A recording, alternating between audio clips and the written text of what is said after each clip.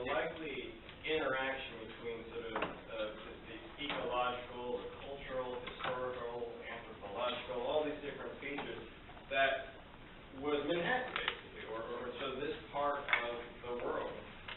So this picture is probably what the first earliest colonists imagined or saw when they first sort of came to this part of the world. Of course, it's more of an aerial view, but you sort of get the gist of it, right? It's very green, relatively unfragmented. You can see that although it's got the general Manhattan shape, it has a relatively different sort of foreshore than what we're used to sort of today. When we think about moving that out, or think about what we kind of see today, this is like another take from the same project. This is really the area since, again, this is so the estimates of what the landfill is today, and how much is sort of filled out from the original land mass of Manhattan. And so finally, if you sort of juxtapose both, what was the recreation of the likely ecological habitat, you can see this part of Manhattan, the Palisades in Jersey, and then looking sort of the concrete part over here, you can see there's clearly a stark difference, right, in terms of what's there. Although the interesting thing to think about is that despite sort of these two differences, we tend to see different kinds of wildlife, right? Some do much better than others, of course, in this environment, but it's clear that in itself presents a rather unique ecological niche, right? The urban environment. As Christy said before, when we think about sort of what constitutes urban wildlife, right, we tend to think about things like squirrels, rats, pigeons, and so on. These sort of are selected species. They're very well adapted to high levels of disturbance, right? Some of these general characteristics, right? They're generalists in terms of their feeding habits. They produce, quite a lot of young at any given time, and multiple times throughout their lifetime, right?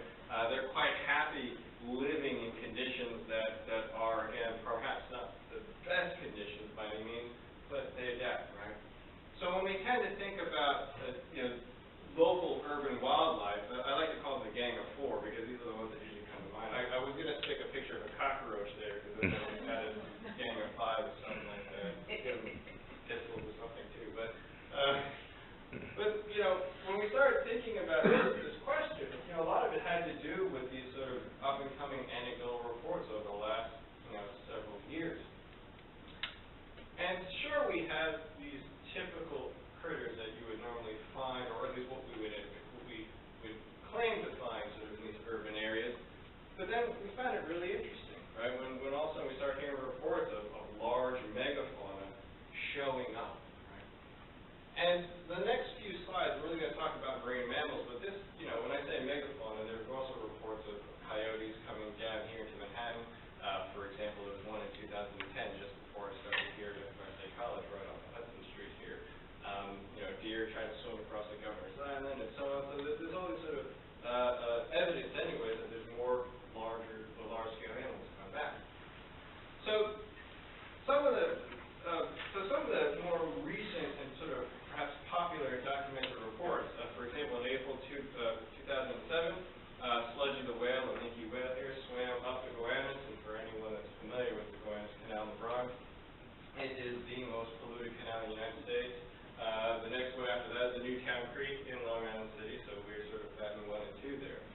But here we have an animal that, for whatever reason, right, has likely come into the general waters, right, in the harbor of New York City, and then in itself went up the Gowanus Canal.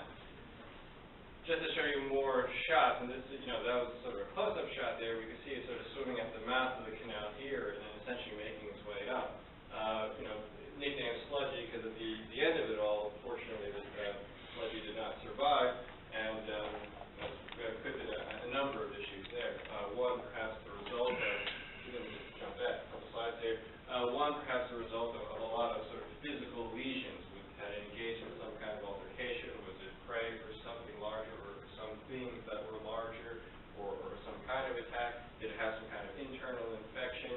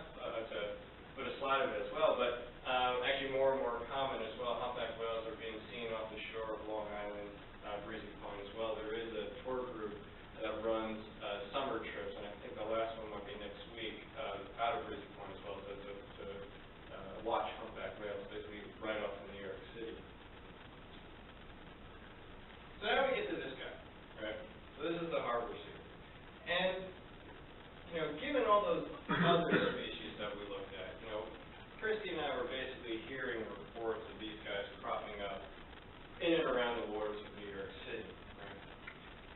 And, you know, for us, we started to think about, you know, one, this idea of sort of a neat project, right? And she spoke about, you know, sort of the need for education, and that's certainly one big dimension. But the other part was, you know, just that, when we started to ask people if they knew anything about sort of marine mammals, particularly seals in their own backyard, you know, they had any clue that they existed.